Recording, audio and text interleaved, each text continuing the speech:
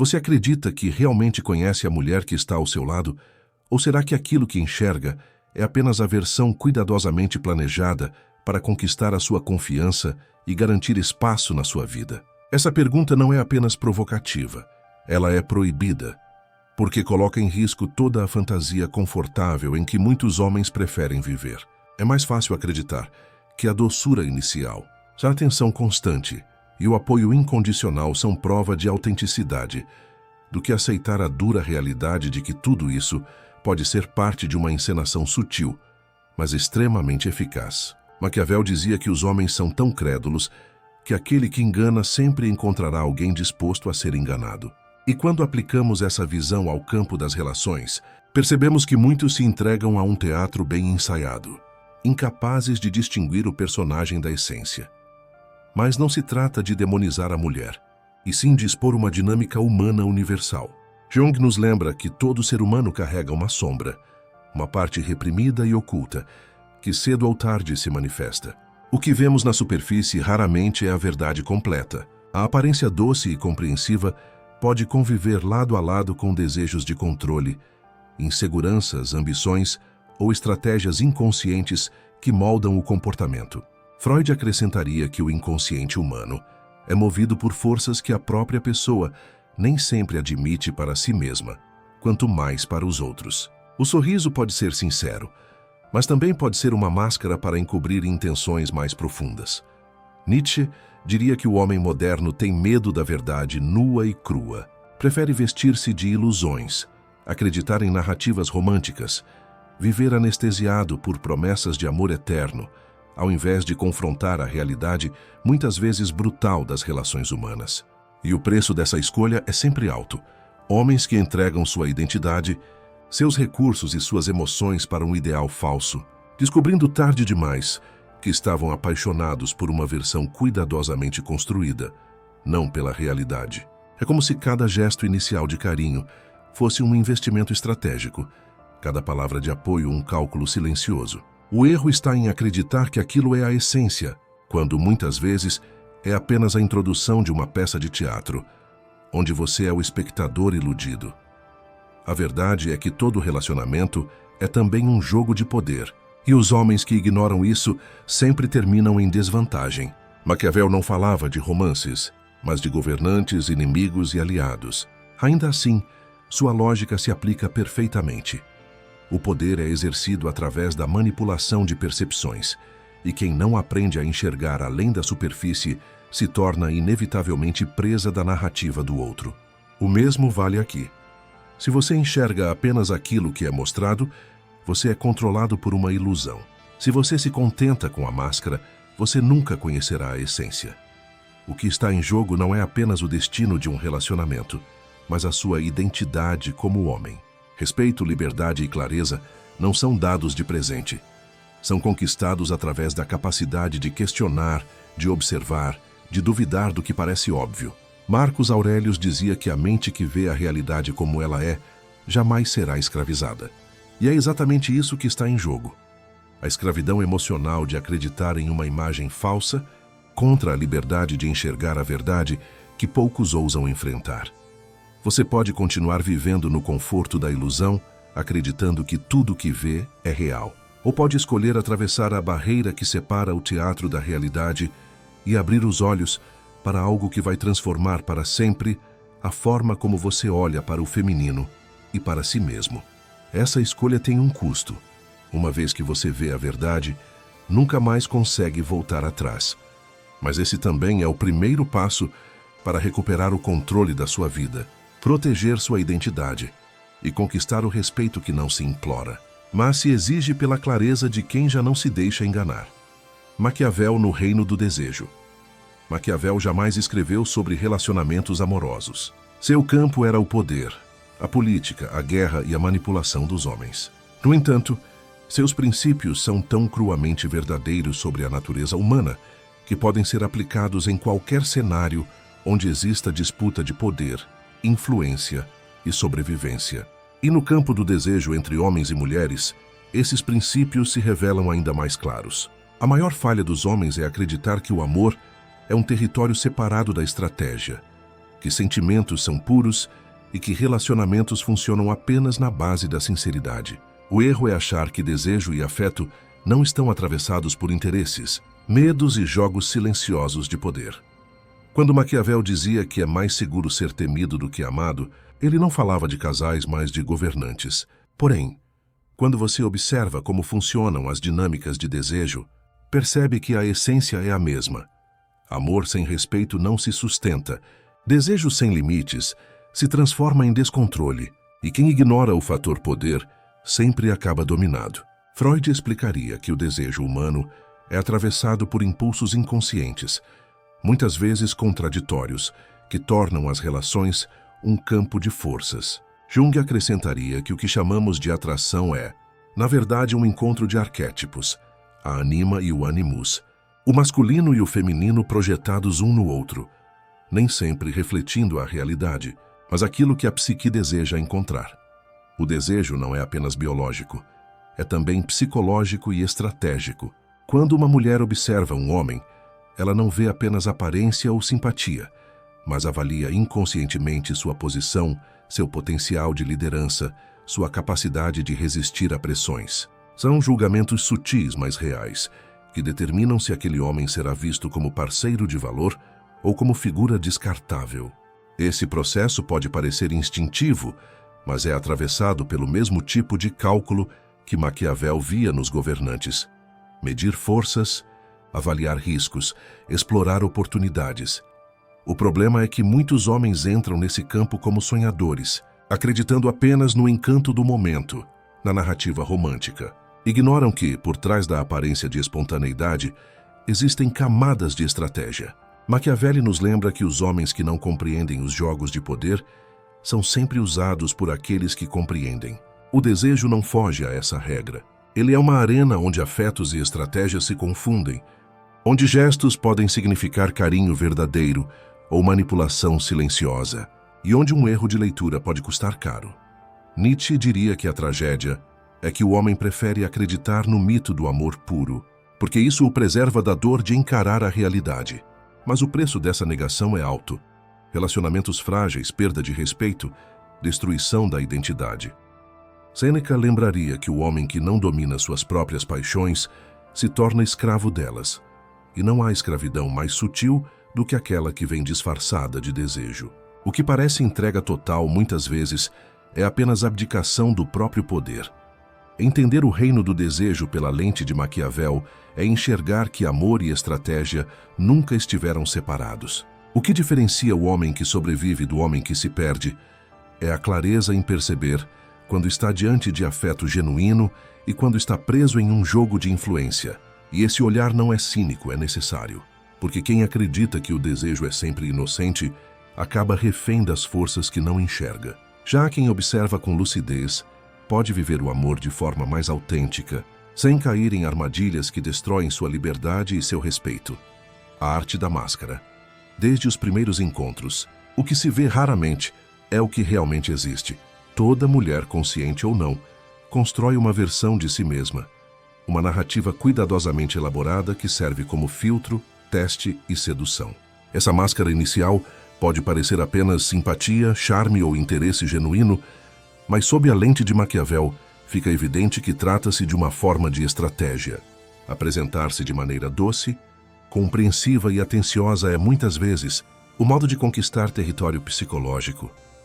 Abrir espaço no coração e na mente de um homem antes que sua essência verdadeira seja exposta.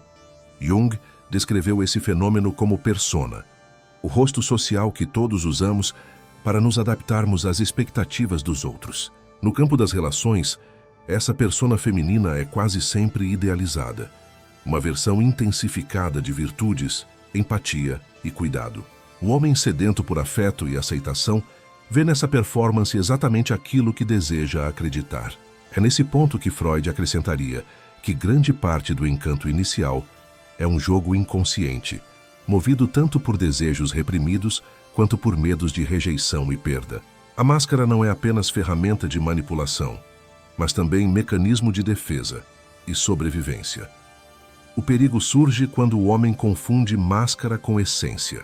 Nietzsche diria que o homem que escolhe acreditar no espetáculo é o mesmo que teme encarar a verdade nua e crua. O conforto da ilusão parece mais seguro do que o impacto da realidade. Mas essa escolha cobra um preço alto.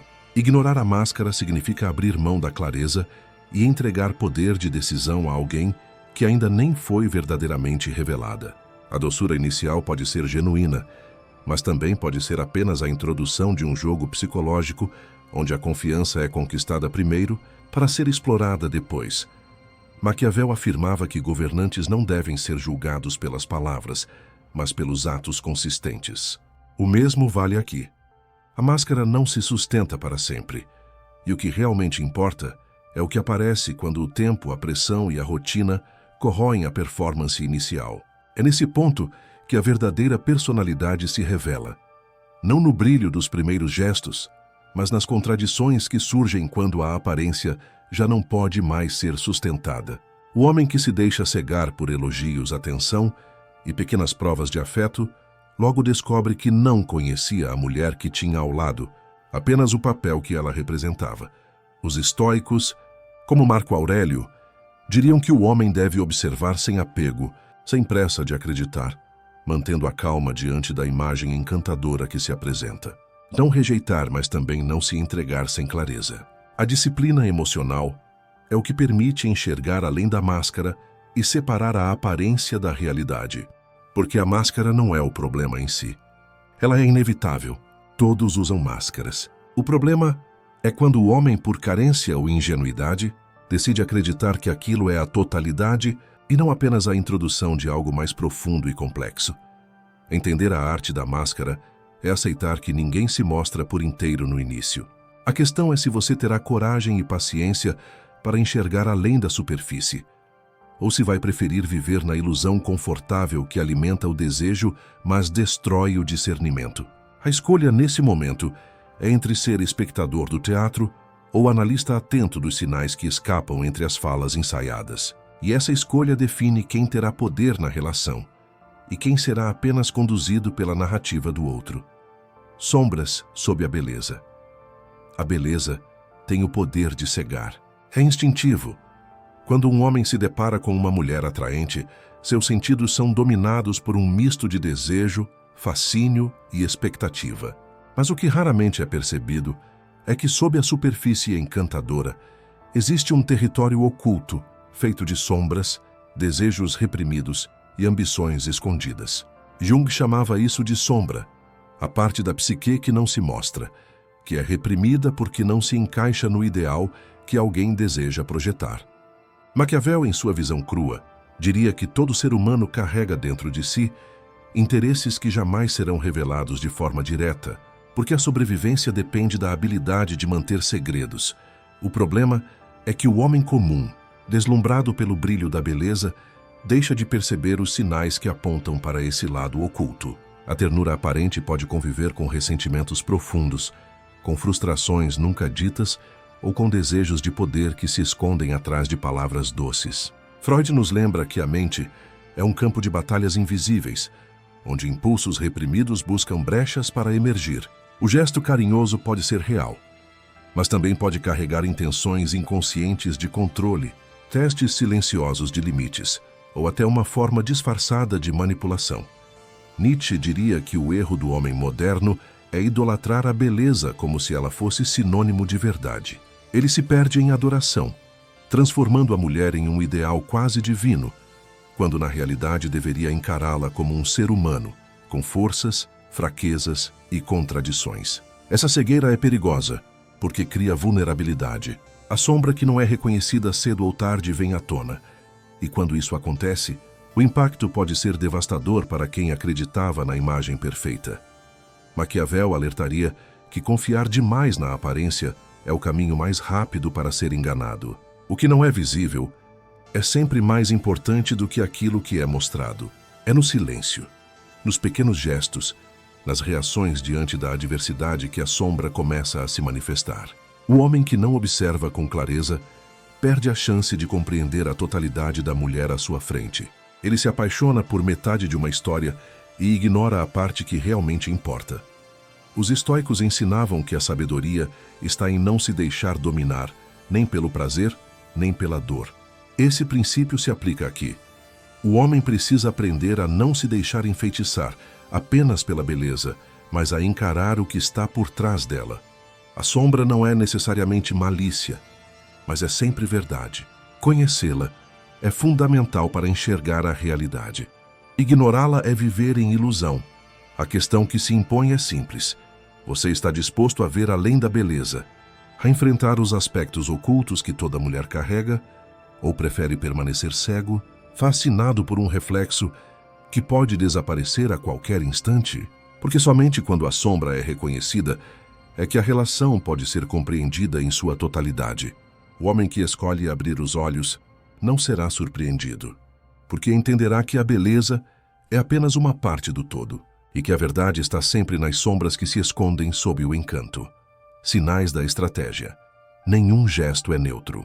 Em cada olhar, em cada palavra, em cada silêncio, existem sinais que revelam intenções mais profundas. A maioria dos homens, distraídos pela emoção ou pela ansiedade de agradar, não percebe esses sinais e acaba confundindo o afeto genuíno com cálculo estratégico. Mas se observar com atenção, verá que a diferença entre carinho verdadeiro e manipulação está sempre nas pequenas inconsistências. É aí que a teoria de Maquiavel se torna essencial. Não acredite no que é dito. Observe o que é feito de forma constante, porque o comportamento repetido revela muito mais do que qualquer promessa. Freud explicaria que esses sinais surgem porque o inconsciente sempre busca uma forma de escapar.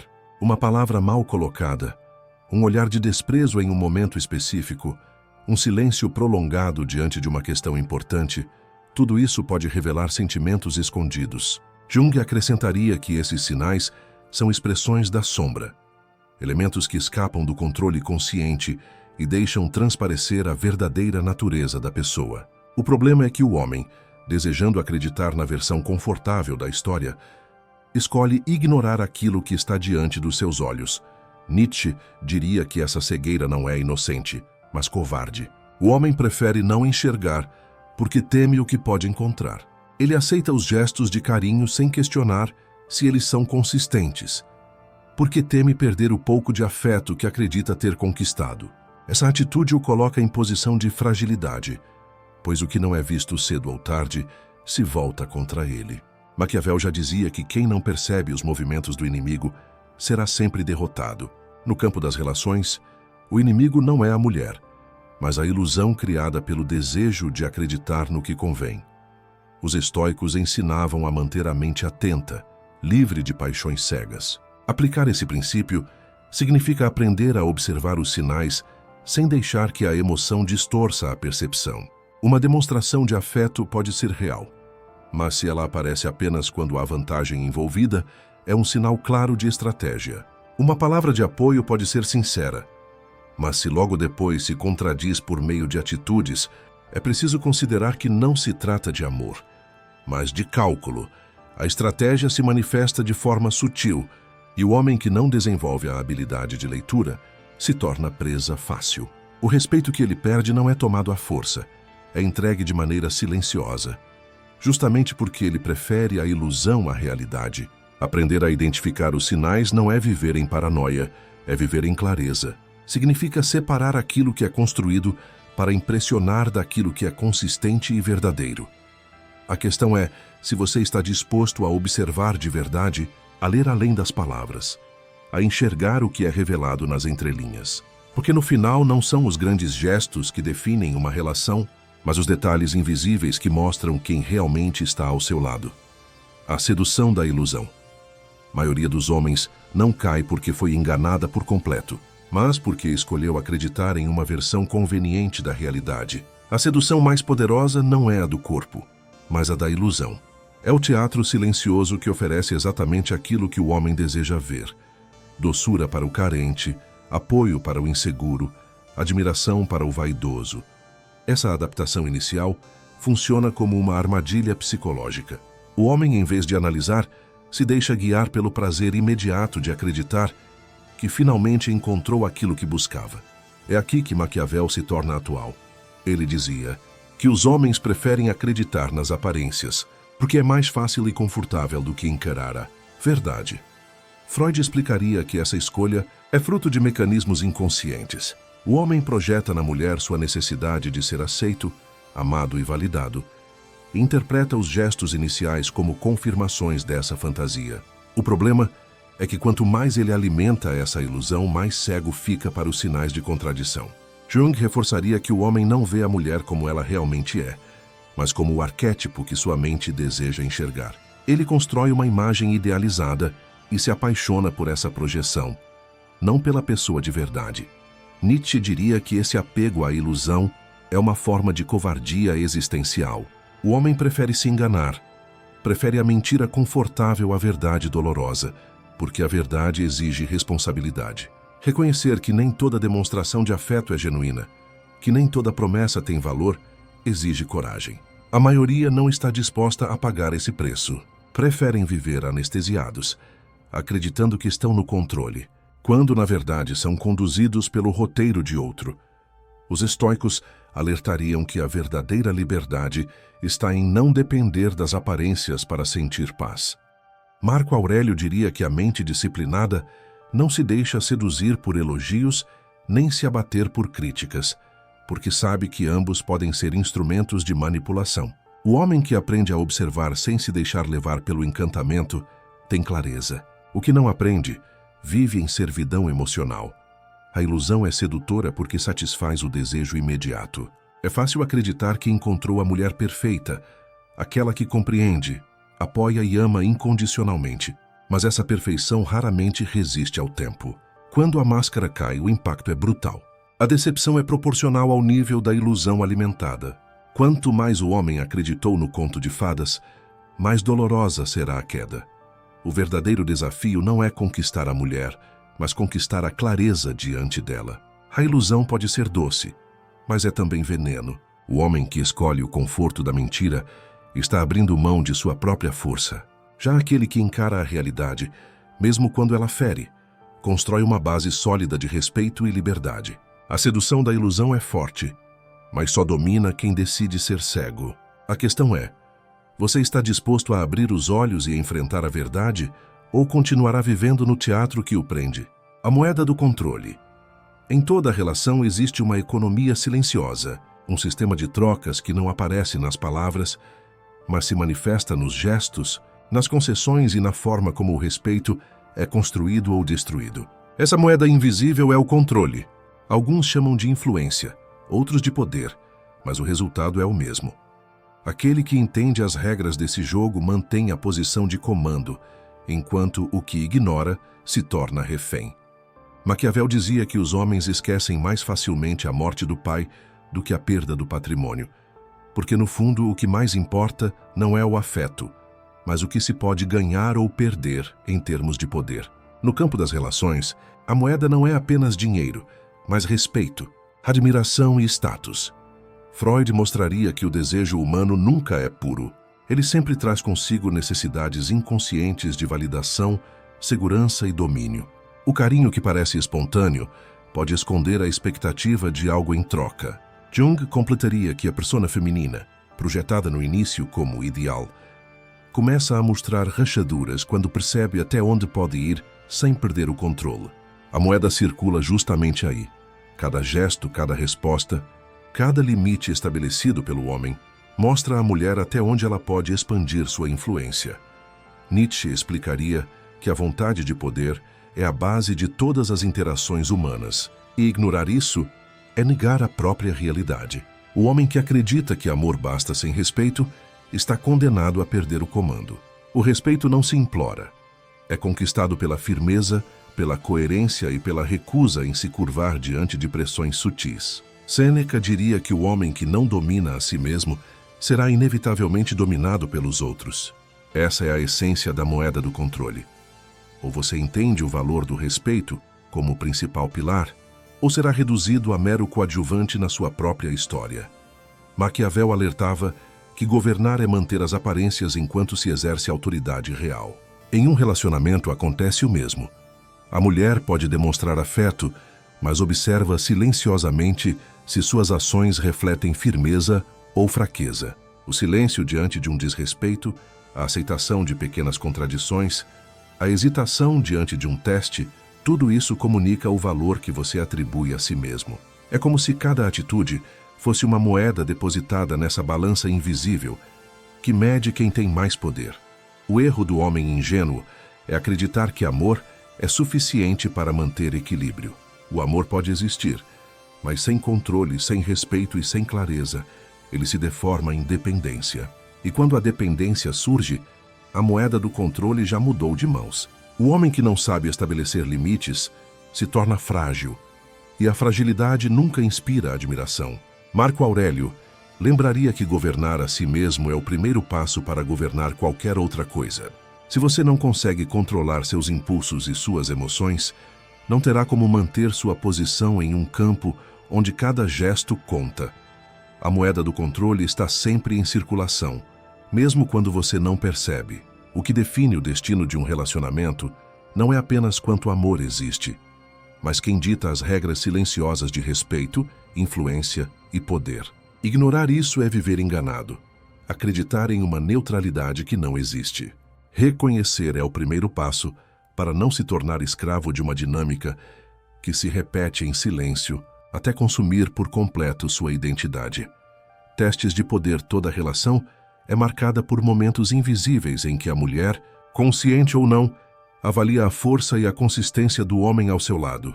Esses momentos são os testes de poder. Eles não surgem em grandes discursos ou confrontos declarados, mas em detalhes sutis que medem até onde você mantém sua postura. Um silêncio prolongado após uma provocação, uma contradição dita de propósito, um limite ultrapassado para ver sua reação. Nada disso é aleatório. Maquiavel ensinava que quem deseja governar deve sempre medir a reação dos outros diante de pequenas provocações, porque é nesse campo que se define quem cede e quem se impõe. Freud ajudaria a entender que esses testes têm raízes no inconsciente. São formas de medir segurança, estabilidade e confiabilidade. A mente procura sinais de força, porque sabe que a fragilidade atrai desrespeito. Jung acrescentaria que esses testes surgem da sombra, daquela parte que busca, sem admitir, confrontar a solidez do outro para ver se ele realmente sustenta a identidade que mostra. A mulher pode não verbalizar, mas seu comportamento, de forma indireta, pergunta: você é realmente quem diz ser? Nietzsche veria nesses momentos a expressão da luta pela afirmação. O homem que recua constantemente, que se dobra diante de cada teste, mostra não a sua bondade, mas sua fraqueza. E a fraqueza não inspira desejo nem respeito. É a vontade de poder, manifesta em pequenas atitudes, que define se você será visto como parceiro digno ou como figura facilmente manipulável. Os estoicos diriam que nesses momentos a disciplina é essencial. Não reagir com explosão, mas também não permitir abusos. Não se trata de violência, mas de clareza. Marco Aurélio afirmava que nada é mais respeitável do que um homem que mantém firmeza diante da provocação. Esses testes de poder são constantes. Podem aparecer na forma de atrasos repetidos, pedidos que ultrapassam limites, pequenas mentiras para medir até onde você questiona. Muitos homens interpretam esses sinais como detalhes sem importância. Mas é justamente aí que a balança de respeito é ajustada. Cada resposta sua define se você é visto como alguém que se impõe ou como alguém que cede por medo de perder afeto. Maquiavel diria que é preferível enfrentar a dor de ser firme no presente do que a humilhação de ser dominado no futuro. O erro comum é acreditar que o amor dispensa testes, que se existe sentimento, não há necessidade de provar nada. Mas a realidade é diferente. O amor pode existir, mas o respeito só sobrevive se for constantemente reafirmado. Ignorar os testes é permitir que a balança se incline contra você. Perceber e agir com clareza é o que mantém equilíbrio e autoridade. A mulher pode admirar o homem que ama, mas só seguirá o homem que respeita. E o respeito nasce, em grande parte, de como você lida com os testes invisíveis de poder. Desejo como arma. O desejo é um dos instrumentos mais poderosos de influência. O homem acredita que está no controle quando sente atração, mas muitas vezes é justamente esse impulso que o prende em uma teia de manipulação silenciosa. Freud dizia que somos movidos por forças inconscientes que moldam nossas escolhas, e no campo do desejo, isso se torna evidente. O toque, o olhar, a promessa de prazer funcionam como gatilhos que desarmam a racionalidade, deixando espaço para que a mulher, consciente ou não, utilize esse poder como alavanca para conseguir aquilo que deseja. Maquiavel explicava que o verdadeiro governante não precisa da força bruta para dominar. Basta conhecer as fraquezas do outro e explorá-las. O desejo é essa fraqueza. Ele ilude o homem com a sensação de conquista, quando na verdade é ele quem está sendo conquistado. Nietzsche alertava que o homem que se deixa escravizar pelo prazer se afasta de sua vontade de poder e abdica de sua força interior. Nesse cenário, cada gesto de afeto pode se transformar em moeda de troca, cada concessão íntima em ferramenta de influência. Jung mostraria que o arquétipo da anima, a figura feminina projetada pelo homem, intensifica esse processo. Ele não enxerga a mulher como ela é, mas como a imagem idealizada que sua psique criou. Essa fusão de desejo e fantasia cria um estado de cegueira, onde o homem perde a clareza e se torna vulnerável a concessões que jamais faria em outro contexto. O desejo, quando mal administrado, deixa de ser energia vital e passa a ser correntes invisíveis que prendem a mente e o corpo. Os estoicos ensinaram que nada é mais perigoso do que ser escravo das próprias paixões. Sêneca lembrava que aquele que não domina seus impulsos está condenado a ser dominado por eles. No campo das relações, isso significa que o homem que não controla seu desejo é inevitavelmente controlado por ele. A mulher percebe esse ponto fraco e pode utilizá-lo para testar, manipular ou medir até onde pode ir sem encontrar resistência. É um jogo sutil, mas constante, onde quem perde o domínio interno perde também a liberdade externa. A ilusão é acreditar que o desejo é sempre prova de amor. Na realidade, ele é também uma ferramenta de influência. Quando usado como arma, o desejo transforma o homem em refém daquilo que busca. O erro é se entregar sem perceber que está negociando poder em troca de prazer. O desafio é aprender a enxergar além da sedução imediata, a manter clareza, mesmo diante da intensidade da atração. Porque no fim, o desejo pode ser energia que fortalece ou arma que escraviza. A diferença está em quem segura o controle desse impulso. O espelho brutal.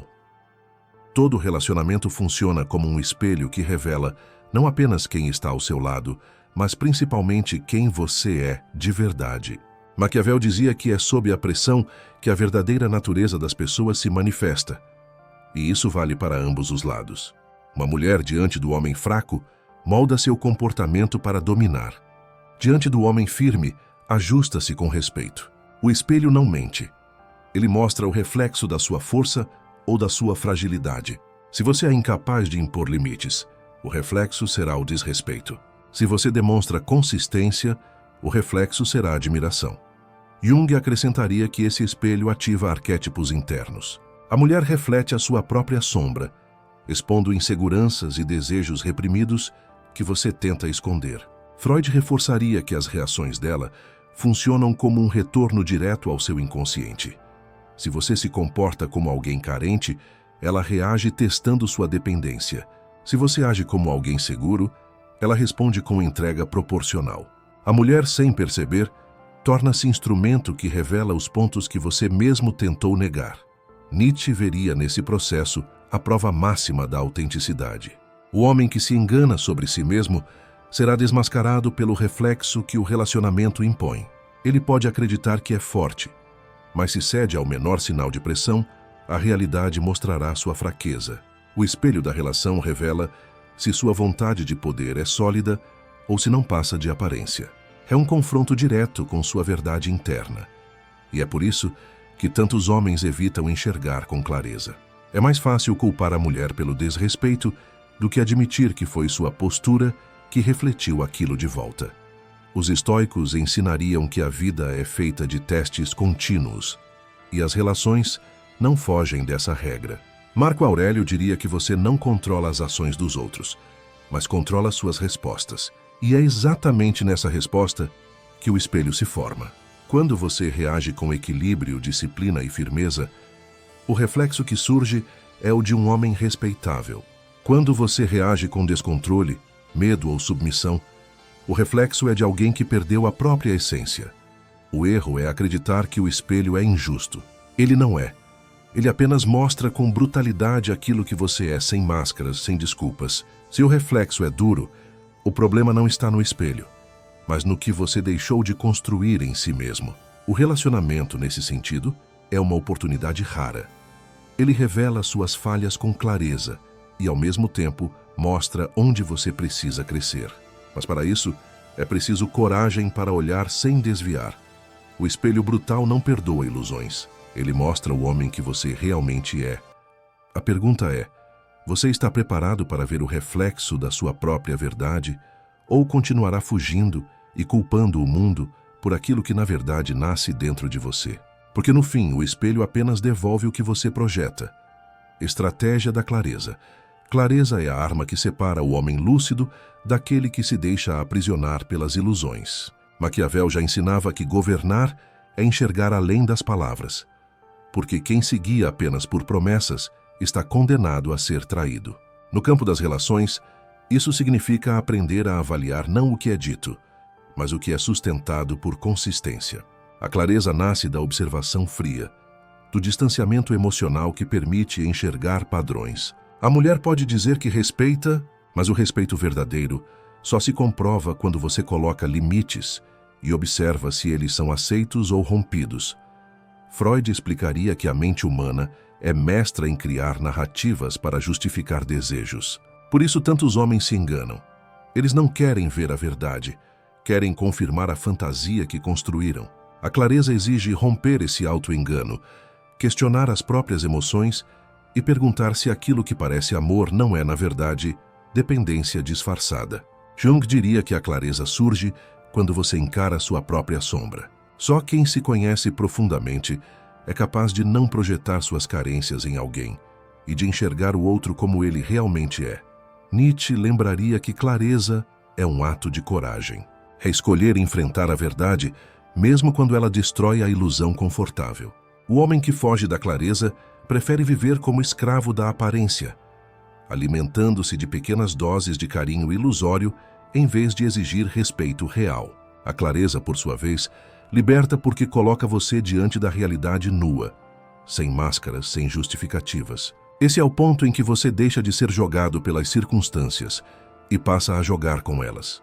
Os estoicos reforçariam que a clareza não vem da pressa ou da emoção, mas da disciplina. Observar, esperar, analisar, sem permitir que a ansiedade de ser aceito turve sua visão.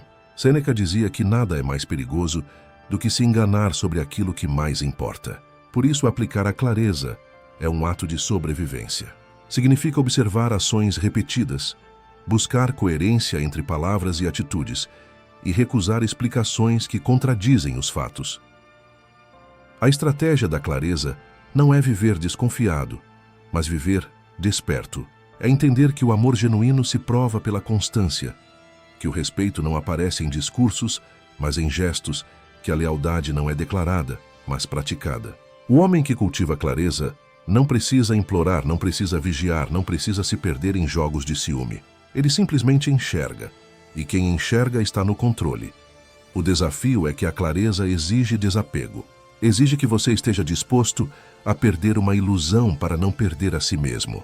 É a coragem de admitir quando alguém não corresponde ao que parecia ser e, em vez de se prender ao teatro, escolher seguir em frente com dignidade.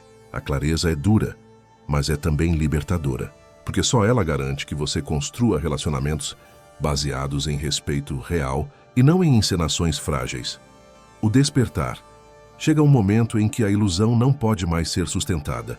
A máscara cai, os sinais se acumulam, o espelho reflete sem piedade e a realidade se impõe com brutalidade.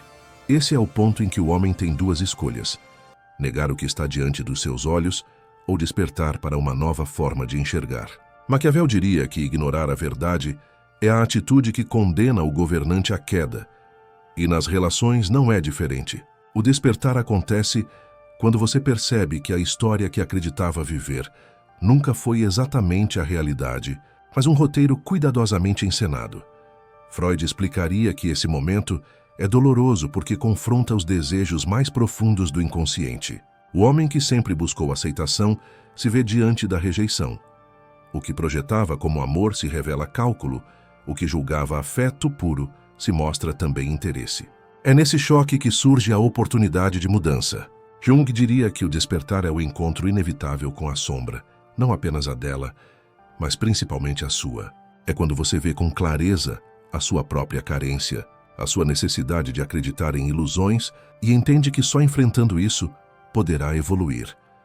Nietzsche lembraria que a grandeza de um homem não está em viver protegido de verdades duras, mas em abraçá-las. O despertar é o momento em que você deixa de buscar desculpas e passa a buscar autenticidade. É o instante em que a vontade de poder se manifesta não como dominação do outro, mas como domínio de si mesmo. O homem desperto não precisa de máscaras, nem se perde em narrativas românticas. Ele encara o mundo como ele é e constrói sua força a partir dessa lucidez. Os estoicos diriam que o despertar é o retorno ao controle. Marco Aurélio ensinava que não importa o que os outros façam, mas como você responde. E no momento em que a máscara cai, a sua resposta é o que define se você será escravo da decepção ou senhor da sua liberdade. O despertar não é apenas ver a verdade no outro, mas assumir a responsabilidade de transformar a si mesmo. É cortar a dependência, recuperar a disciplina e construir uma identidade que não se curva diante de manipulações. Esse despertar tem um custo. Uma vez que você enxerga, não pode voltar atrás. A ilusão não volta a ser doce, a máscara não convence mais, o teatro não prende seus olhos. Essa clareza pode doer, mas é também a libertação que poucos alcançam. O homem desperto nunca mais é manipulado da mesma forma, nunca mais entrega poder sem perceber, nunca mais confunde respeito com submissão. Ele se torna dono de si, e é isso que o torna verdadeiramente livre. A questão é, você está pronto para abrir os olhos? Porque o despertar não é confortável, mas é a única forma de viver com autenticidade, identidade e respeito. O homem que desperta não apenas sobrevive às ilusões, mas as destrói. E no lugar delas constrói uma vida guiada pela verdade. Esse é o ponto final do teatro e o início de uma nova história, onde a clareza substitui a ilusão e a liberdade substitui a servidão.